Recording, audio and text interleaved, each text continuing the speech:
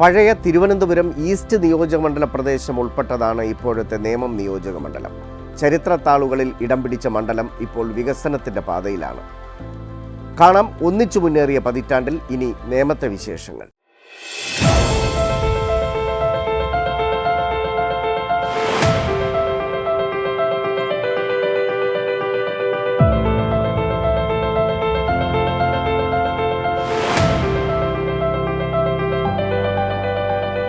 വിഭവ സമാഹരണം വെല്ലുവിളിയായിരുന്ന മേഖലയിൽ കിഫ്ബി വഴി ഇവിടെ മൂലധനം ഉറപ്പാക്കിയാണ് സ്ഥലം MLAയും മന്ത്രിയുമായ വി ശിവൻകുട്ടി വികസനത്തിൽ പുത്തൻ മാതൃകകൾ അവതരിപ്പിച്ചത്.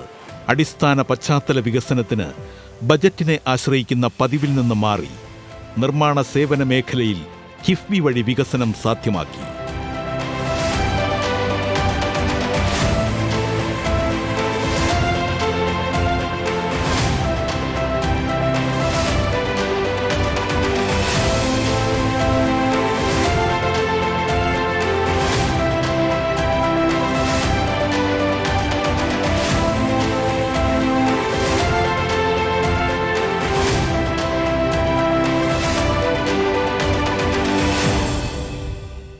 നേമമണ്ഡലത്തിൽ കിഫ്ബിയുടെ ഫണ്ട് ഉപയോഗിച്ചുകൊണ്ട് ഏകദേശം 1000 കോടി രൂപയുടെ വികസന പ്രവർത്തനം നടന്നിട്ടുണ്ട്. അതിൽ പ്ലാൻ ഫണ്ടും കുറേ ഉൾപ്പെടുത്തിയിട്ടുണ്ട്. പ്രധാനമായി റോഡിൻ്റെ വികസനം, ആരോഗ്യരംഗത്തെ മാറ്റങ്ങൾ, വിദ്യാലയങ്ങളുടെ മാറ്റങ്ങൾ, ഇതെല്ലാം ഈ കാര്യത്തിൽ പെടുന്നതാണ്.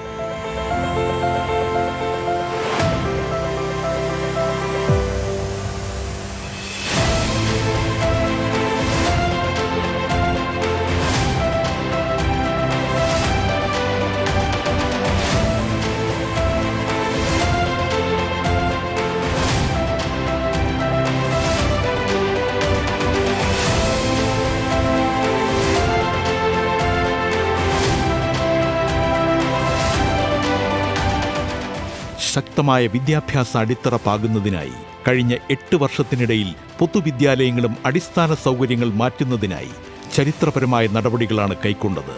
കുട്ടികൾക്ക് സുരക്ഷിതത്വവും പ്രയോജനാത്മകവുമായ പഠനാന്തരീക്ഷം ലഭ്യമാക്കുന്നതിനായി 1427 കോടി രൂപയുടെ പ്രവർത്തനങ്ങളാണ് കിഫ്ബി വഴി സാധ്യമാക്കിയത്.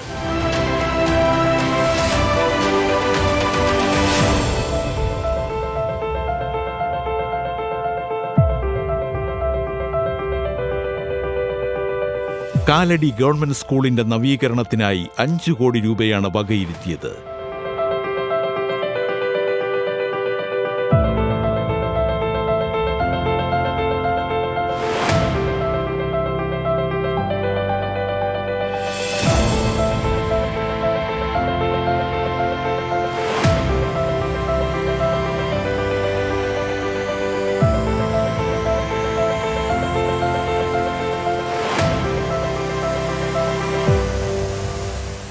മണ്ഡലത്തിൽ 19 സ്കൂളുകൾക്കാണ് പുതിയ കെട്ടിടം നിർമ്മിക്കുന്നതിന് വേണ്ടി കഴിഞ്ഞിട്ടുള്ളത്. അതിൽ പകുതിയിലധികം വരുന്ന സ്കൂളുകൾ സ്മാർട്ട് ക്ലാസ് റൂംസ് ആയി പ്രവർത്തിക്കുകയാണ്.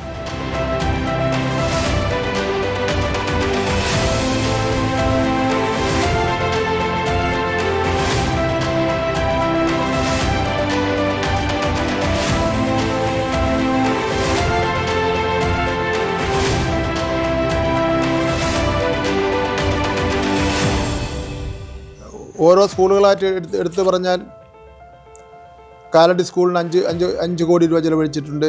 കമലേശ്വര ഹയർ സെക്കൻഡറി സ്കൂളിന് 3 കോടി 90 ലക്ഷം രൂപ ചിലവഴിച്ചിട്ടുണ്ട്. നമ്മുടെ LP UP സ്കൂളെല്ലാം നിർമ്മാണം ഗംഭീരമായിട്ട് നടന്നിട്ടുണ്ട്.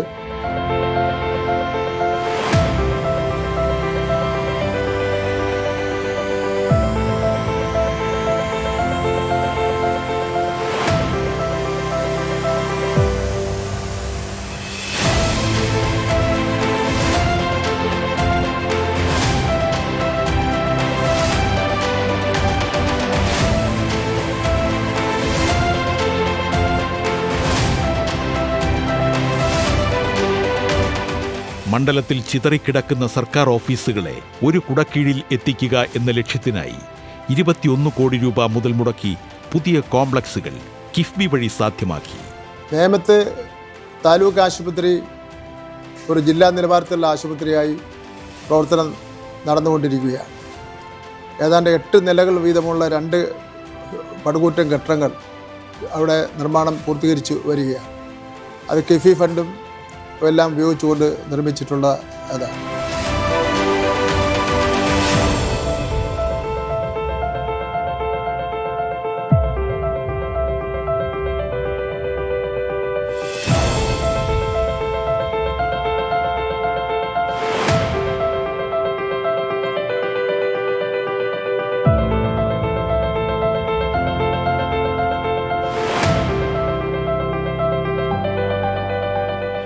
നേമം നിയോജക മണ്ഡലത്തിൽ ഉൾപ്പെട്ട ചിത്രാഞ്ജലി സ്റ്റുഡിയോയുടെ വികസനത്തിന് 66 കോടി രൂപ, മണക്കാട് കാലടി റോഡ് നവീകരണത്തിന് 86 കോടി രൂപ, കരമന സോമൻ നഗർ വികസനം, കരമനയാറിന്റെ തീരത്ത് 1.5 കിലോമീറ്റർ നീളത്തിൽ വാക്ക്വേ സംവിധാനവും തുടങ്ങി വികസന രംഗത്ത് വലിയ മാറ്റങ്ങളാണ് ഇതുവഴി സാധ്യമായത്.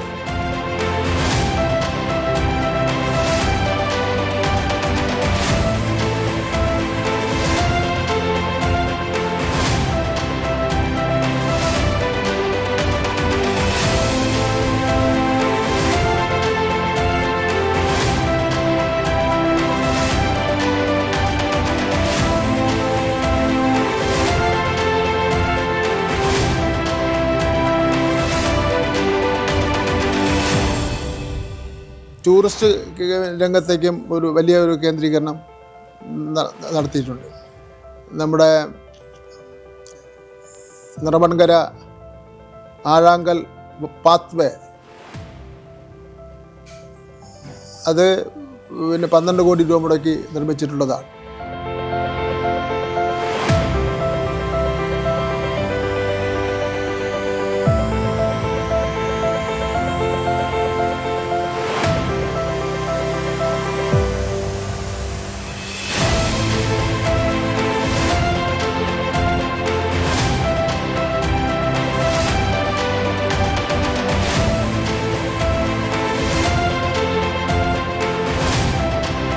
പൊതുവിൽ ഇടതുപക്ഷ ജനാധിപത്യ മുന്നണി ഗവൺമെൻറ്റിൻ്റെ നിർമ്മാണ പ്രവർത്തനങ്ങൾ, വികസന പ്രവർത്തനങ്ങൾ അതിലേറ്റവും പ്രധാനപ്പെട്ട പങ്ക് കിഫി വഹിച്ചിട്ടുണ്ട്. കിഫിയെ എതിർക്കുന്നവരുടെ മണ്ഡലത്തിലാണ് ഏറ്റവും കൂടുതൽ ഫണ്ട് ചെലവഴിച്ചിട്ടുള്ളത്. കിഫിയുടെ പ്രവർത്തനത്തെ തടസ്സപ്പെടുത്തുവാനും അത് കോടതിയിൽ പോലും എത്തിക്കുന്നതിന് വേണ്ടി പ്രതിപക്ഷം എല്ലാ നിലയിലുള്ള കാര്യങ്ങളും ചെയ്തിട്ടുണ്ട്. എന്നാൽ ആ പ്രതിപക്ഷത്തിൻ്റെ മണ്ഡലങ്ങളിലാണ് ഏറ്റവും കൂടുതൽ കിഫിയുടെ ഫണ്ട് ഉപയോഗിച്ചുള്ള നിർമ്മാണ പ്രവർത്തനങ്ങൾ നടത്തിയിരിക്കുന്നത്. കേരളത്തിൽ ഇന്ന് നടക്കാതിരുന്ന പല നിർമ്മാണ പ്രവർത്തനങ്ങളും നടന്നു കഴിഞ്ഞു. നടന്ന നിർമ്മാണ പ്രവർത്തനങ്ങൾ എടുത്തു നോക്കിയാൽ 60% കിഫി ഫണ്ട് ഉപയോഗിച്ചുകൊണ്ട് ചെയ്തിട്ടുള്ളതാണെന്ന് കാണാൻ വേണ്ടി കഴിയും.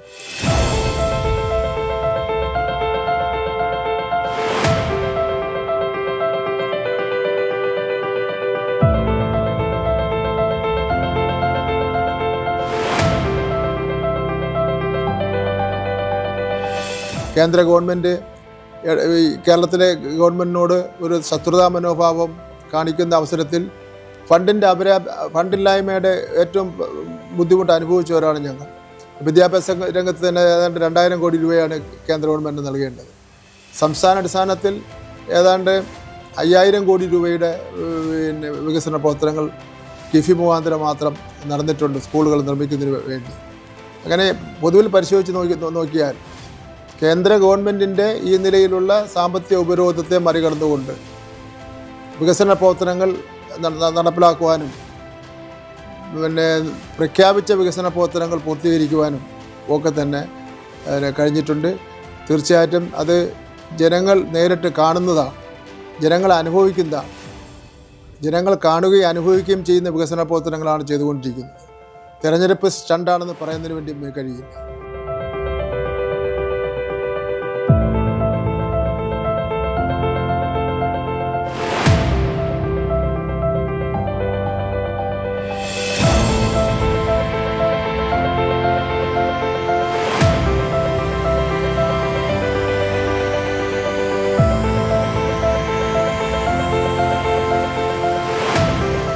അഴിമതി രഹിതമായിട്ടുള്ളൊരു ഭരണമായിരുന്നു കഴിഞ്ഞ 10 വർഷക്കാലമായി നടന്ന ഭരണം എന്ന് പറയുന്നത്.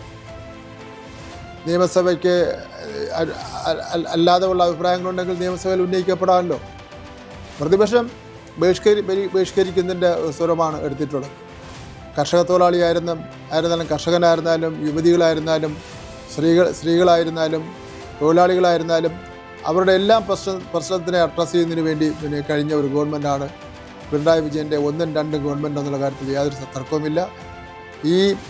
ഈ കാര്യങ്ങൾ മനസ്സിലാക്കുന്നവരെ സംബന്ധിച്ചിടത്തോളം ഈ ഗവൺമെൻറ്റിൻ്റെ ഒരു തുടർ ഭരണം വേണമെന്ന് തന്നെയാണ് അവർ ആഗ്രഹിക്കുന്നത്. തീർച്ചയായിട്ടും അത് ഉണ്ടാകുമെന്നാണ് പ്രതീക്ഷ.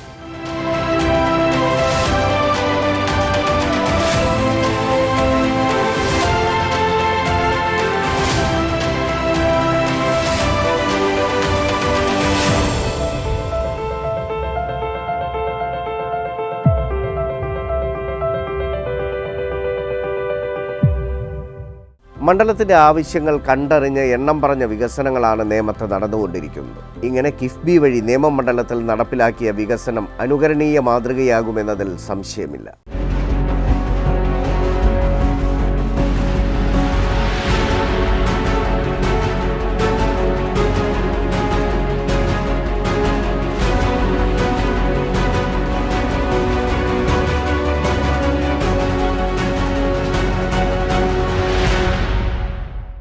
കൊല്ലങ്ങളായുള്ള വികസന തുടർച്ചയാണ് കൊല്ലം നിയോജക മണ്ഡലത്തിന് പറയാനുള്ളത്. നിരന്തര വികസന പ്രക്രിയയിലൂടെ കൊല്ലം തലയെടുപ്പോടെ നിൽക്കുകയാണ്. കൊല്ലത്തെ മാറ്റിമറിച്ച വിവിധ പദ്ധതികളിലേക്കാണ് ഇന്നത്തെ ഒന്നിച്ചു മുന്നേറിയ പതിറ്റാണ്ടിൽ കടന്നുപോകുന്നത്.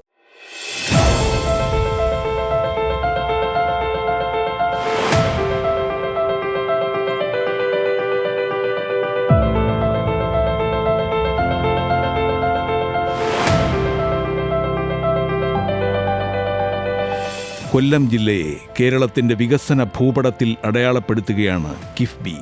പൂർത്തിയായതും നടന്നുകൊണ്ടിരിക്കുന്നതും അംഗീകാരം ലഭിച്ചതുമായ പദ്ധതികളിലൂടെ കൊല്ലത്തിന്റെ മുഖച്ഛായ മാറ്റിവരയ്ക്കുകയാണ് കിഫ്ബി. ഗതാഗതം, വിദ്യാഭ്യാസം, ആരോഗ്യം, മത്സ്യബന്ധനം തുടങ്ങിയ വിവിധ മേഖലകളിലായി ഒട്ടേറെ കിഫ്ബി പദ്ധതികളാണ് ജില്ലയ്ക്ക് ലഭിച്ചത്. കേരളത്തിൻ്റെ സമഗ്ര മേഖലയുടെയും വികസനത്തിനാവശ്യമായിട്ടുള്ള ഫണ്ട് ലഭ്യമാക്കാൻ വേണ്ടി ഇടതുപക്ഷ ജനാധിപത്യ മുന്നണി സർക്കാർ അധികാരത്തിൽ വന്നതിന് ശേഷം കാര്യക്ഷമമാക്കി മുന്നോട്ട് കൊണ്ടുപോകുന്ന കാര്യത്തിൽ മാതൃക കാട്ടിയ ഒരു സംവിധാനം തന്നെയാണ് കിഫ്ബി പദ്ധതി എന്ന് പറയുന്നത്. മുമ്പും കേന്ദ്ര സർക്കാരിൻ്റെയും സംസ്ഥാന സർക്കാരിൻ്റെയും ഒക്കെ തന്നെ നിയന്ത്രണത്തിന് കീഴിൽ അഖിലേന്ത്യാ തലത്തിലും സംസ്ഥാന തലത്തിലും ഈ പദ്ധതി ഉണ്ടായിരുന്നു എങ്കിലും അതിന് ജീവൻ വെച്ച് അതിൻ്റെ പ്രയോജനം ജനങ്ങളിലേക്ക് ലഭ്യമാക്കാൻ കഴിഞ്ഞത് ഇടതുപക്ഷ ജനാധിപത്യ മുന്നണി സർക്കാർ അധികാരത്തിൽ വന്നതിന് ശേഷമാണ്. കൊല്ലം ജില്ലയിൽ 850 കോടി രൂപയുടെ വികസനം കിഫ്ബിയിൽ ഉൾപ്പെടുത്തി നടക്കുകയാണ്. 12 വലിയ പദ്ധതികളാണ് കിഫ്ബിയിലുള്ളത്. കേരളത്തിലെ എല്ലാ സ്കൂളുകളും ഹൈടെക് ആക്കി മാറ്റാൻ കഴിഞ്ഞത് ആ പദ്ധതിയുടെ പ്രവർത്തനങ്ങൾ കാര്യക്ഷമമാക്കി മുന്നോട്ട് കൊണ്ടുപോവുകയും ആവശ്യത്തിന് ഫണ്ട് സമാഹരിക്കുകയും ചെയ്തതിൻ്റെ ഭാഗമായിട്ടാണ് സ്കൂളുകളെല്ലാം തന്നെ ഹൈടെക് ആക്കി മാറ്റാൻ കഴിഞ്ഞത് എന്നതാണ്. എല്ലാ സ്കൂളുകളും ഹൈടെക് ആക്കി മാറ്റി അടിസ്ഥാന സൗകര്യങ്ങളെല്ലാം മെച്ചപ്പെട്ടപ്പോൾ, അധ്യാപകരുടെ കുറവുകൾ പരിഹരിക്കപ്പെട്ടപ്പോൾ ജനങ്ങളുടെ പ്രതീക്ഷ വർദ്ധിച്ചു. അവരുടെ കുട്ടികളെ പൊതുവിദ്യാലയത്തിൽ നിന്നും പിൻവലിച്ചുകൊണ്ടിരുന്നത് അവർ മാറ്റി അണ്ണയുടെ സ്കൂളുകളിൽ പഠിച്ചുകൊണ്ടിരുന്ന കുട്ടികളെ തിരിച്ച് പൊതുവിദ്യാലയത്തിലേക്ക് കൊണ്ടുവന്നത് വഴി 15 ലക്ഷത്തോളം കുട്ടികളുടെ എണ്ണം പൊതുവിദ്യാലയങ്ങളിൽ വർദ്ധിക്കുന്നതിന് അത് ഇടവരുത്തി എന്നതാണ് വിദ്യാഭ്യാസ മേഖലയിൽ ഈ പദ്ധതി ഇവിടെ പ്രയോജനം ലഭ്യമാക്കിയത് വഴി.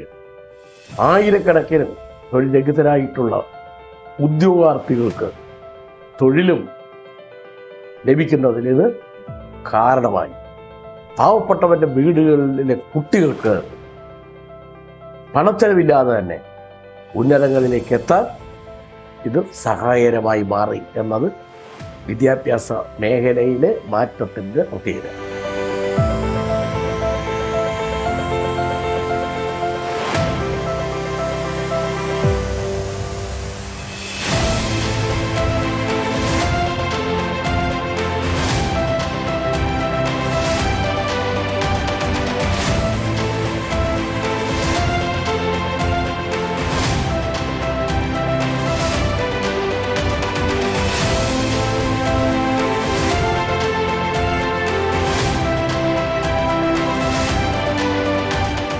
അത് കൊല്ലം മണ്ഡലത്തിലേക്ക് നമ്മൾ കടക്കുമ്പോൾ കിഫ്ബി പദ്ധതി മൂലം മനോഹരമാക്കി മാറ്റിയ സ്കൂളുകൾ ഹൈടെക്കാക്കി മാറ്റിയതിന്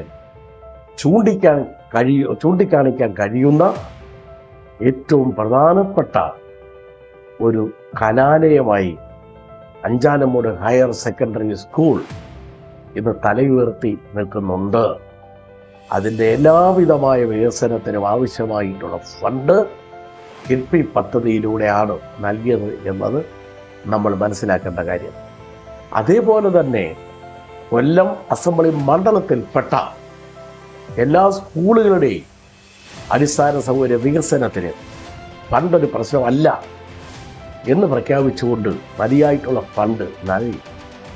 കൊല്ലം ജില്ലയിലെയും കേരളത്തിലെയും എല്ലാ സ്കൂളുകളുടെയും കാര്യത്തിൽ മണ്ഡലം ഏതെന്ന് നോക്കാതെ ആവശ്യങ്ങൾ എന്തെന്ന് മനസ്സിലാക്കി സഹായിക്കുന്ന നിലപാടാണ് കേരളത്തിലെ ഇടതുപക്ഷ ജനാധിപത്യ മുന്നണി സർക്കാർ സ്വീകരിച്ചത് എന്നതാണ്. 42 കോടി രൂപ അടങ്കൽ തുകയിൽ പെരുമൺ പാലത്തിന്റെ നിർമ്മാണം നാടിന് വലിയ നേട്ടമാണ്. പെരുമൺ ഉൾപ്പെടെയുള്ള ദുരന്തങ്ങളിലൂടെയാണ് നമ്മുടെ മനസ്സിൽ ഓർമ്മ വരുന്നതെങ്കിൽ ആ പാലം ഇന്ന് ടൂറിസ്റ്റുകളായിട്ടുള്ള ആളുകൾ പ്രഭാതത്തിലും അതുപോലെ തന്നെ വൈകുന്നേരങ്ങളിലുമെല്ലാം ഉല്ലാസത്തിന് പോലും വന്നു നിൽക്കുന്ന നിലയിലേക്ക് മനോഹരമായ ഒരു പാലമാക്കി മാറ്റിയതിന് മുടക്കിയ പണവും ഈ പദ്ധതിയിലൂടെയാണ്. ആശ്രാമം ലിങ്ക് റോഡ് 4ാം ഘട്ട വികസനം കൊല്ലത്തിന്റെ മുഖച്ഛായ മാറ്റും. പദ്ധതിക്ക് 150 കോടി രൂപയാണ് വകയിരുത്തിയിരിക്കുന്നത്. ആശ്രാമം ലിങ്ക് റോഡിന്റെ കാര്യമാണെങ്കിൽ ഇനി നവീകരിച്ച് സമർപ്പിക്കാൻ പോകുന്ന കൊല്ലം KSRTCയുടെ മുന്നോട്ട് പോക്കിനാണെങ്കിലും ഈ പദ്ധതിയുടെ പ്രയോജനം എന്നത്തേക്കും ആ ആളുകൾ പ്രയോജനം വരുന്ന രൂപത്തിലേക്കാണ് ഇത് മുന്നോട്ട് പോകുന്നത് എന്ന കാര്യം ഓർമ്മിപ്പിക്കുന്നു. ജില്ലാ ആശുപത്രിക്കും ഗവൺമെന്റ് വിക്ടോറിയ ആശുപത്രിക്കും മാസ്റ്റർ പ്ലാൻ തയ്യാറാക്കി. ജില്ലാ ആശുപത്രിയിൽ 189 കോടി രൂപയുടെയും ഗവൺമെന്റ് വിക്ടോറിയ ആശുപത്രിയിൽ 109 കോടി രൂപയുടെയും പദ്ധതിയാണ് നടപ്പാക്കുന്നത്. അതേപോലെ തന്നെ പ്രധാനപ്പെട്ട ഒന്ന് തന്നെയാണ് ആരോഗ്യ മേഖല. ആരോഗ്യ മേഖലയിലെ അടിസ്ഥാന സൗകര്യം ആവശ്യത്തിനില്ലാത്തതിൻ്റെ വരെ വീർപ്പ് മുട്ടിക്കൊണ്ടിരിക്കുന്നതിനെല്ലാം തന്നെ ലോകതരത്തിലേക്ക് എത്തിച്ച് കേരളത്തിലെ 70% വരുന്ന ജനങ്ങൾക്ക് ചികിത്സ ലഭ്യമാക്കാൻ കഴിയുന്ന തരത്തിലേക്ക് എല്ലാ ചികിത്സയ്ക്കും സ്പെഷ്യലിസ്റ്റ് ഡോക്ടർമാരായിട്ടുള്ള ഉള്ള നിലയിലേക്ക് അത് മാറ്റി 5 മുതൽ 10 നില വരെ ഉള്ള കെട്ടിട സമുച്ചയങ്ങൾ പടുത്തുയർത്തി AC സൗകര്യങ്ങൾ അവിടെ ലഭ്യമാക്കി. കൊല്ലം മണ്ഡലത്തിൽ കടന്നാൽ കൊല്ലം ജില്ലാ ആശുപത്രിയും വിക്ടോറിയ ആശുപത്രി, ഭൂമി ആശുപത്രി, ആയുർവേദ ആശുപത്രി ഇതിൻ്റെ ഗുണം ലഭിച്ച കൊല്ലം ജില്ലയുടെ തന്നെ കേന്ദ്രത്തിൽ നിലനിൽക്കുന്ന സ്ഥാപനങ്ങളിൽ വന്ന മാറ്റം നമുക്ക് എടുത്തു പറയാൻ കഴിയുന്ന ഒന്ന് തന്നെയാണ് എന്നതാണ്.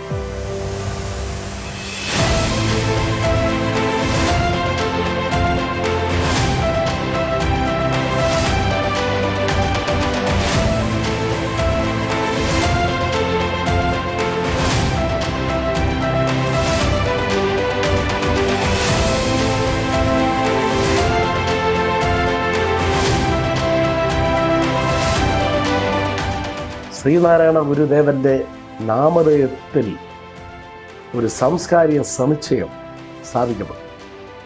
ആ സാംസ്കാരിക സമുച്ചയം എന്നത് കൊല്ലം ജില്ലയിലെയും കേരളത്തിലെയും ലോകത്തെയും എല്ലാവരുടെയും മനസ്സിൽ എന്നും നിലനിൽക്കുന്ന സാംസ്കാരിക, സാമൂഹിക, സാഹിത്യ, വിദ്യാഭ്യാസ മണ്ഡലങ്ങളിൽ നവോത്ഥാന കാലഘട്ടത്തിൽ ഉജ്ജ്വലമായ മാറ്റത്തിൻ്റെ കൊടുങ്കാറ്റ് ആഞ്ഞു വീശിച്ച് അതിന് ഗുണം ലഭ്യമാക്കാൻ വേണ്ടി പോരാടിയ നവോത്ഥാന നായകന്മാരുടെ ഒക്കെ തന്നെ നാമധേയം പുതിയ തലമുറയിൽപ്പെട്ടവർ ഉൾപ്പെടെ ഓർക്കാൻ കഴിയുന്ന തരത്തിലേക്കുള്ള സംരംഭങ്ങൾ കേരളത്തിലെ മിക്ക ജില്ലകളിലും ആരംഭിക്കപ്പെട്ടപ്പോൾ കൊല്ലം ജില്ലയ്ക്ക് അനുവദിക്കപ്പെട്ട ശ്രീനാരായണ ഗുരുദേവന്റെ നാമധേയത്തിലുള്ള സാംസ്കാരിക സമുച്ചയമാണ്.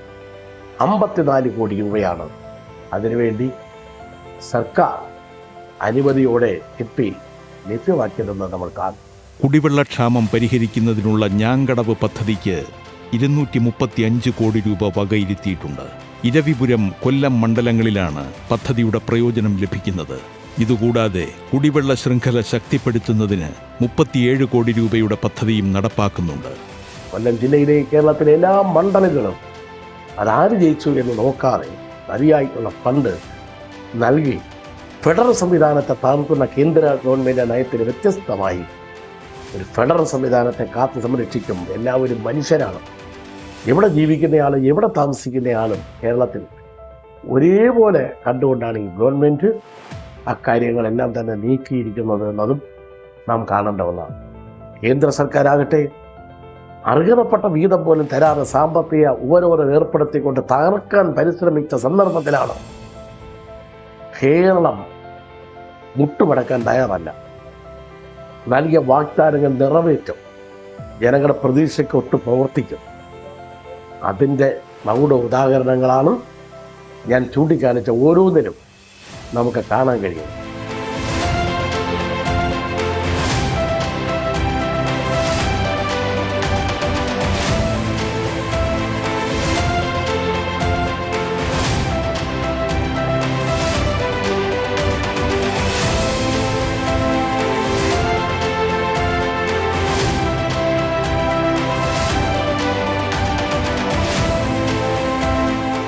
എല്ലാം പൂർണ്ണമായി എന്ന് നമ്മൾ അവകാശപ്പെടുന്നില്ല. അവശേഷിക്കുന്നതിലേക്ക് കൂടി കടന്ന് എല്ലാ വിഷയങ്ങളും കാണാനും പരിഹരിക്കാനും കഴിയുന്ന ഇന്നത്തെ കേരളത്തിലെ രാഷ്ട്രീയ സംവിധാനത്തെ സർക്കാർ സംരക്ഷിച്ച് മുന്നോട്ട് കൊണ്ടുപോകാൻ ജാതി, മത, കക്ഷി, രാഷ്ട്രീയ, പ്രാദേശിക ചിന്താഗതികളെല്ലാം മാറ്റി സഹായിച്ചാൽ, സഹകരിച്ചാൽ അത് വലിയ മുതൽക്കൂട്ടായി മുന്നോട്ട് പോകാൻ കഴിയും എന്ന കാര്യം കൂടി ഓർമ്മിപ്പിക്കാം.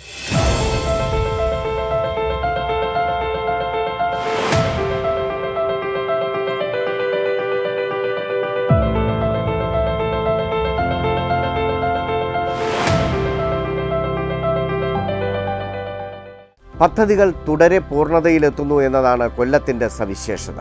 ഈ പ്രത്യേകത കൊണ്ട് തന്നെ കൊല്ലം നിയോജക മണ്ഡലത്തിൻ്റെ ഗ്രാഫ് ഉയർന്നുകൊണ്ടേയിരിക്കുകയാണ്.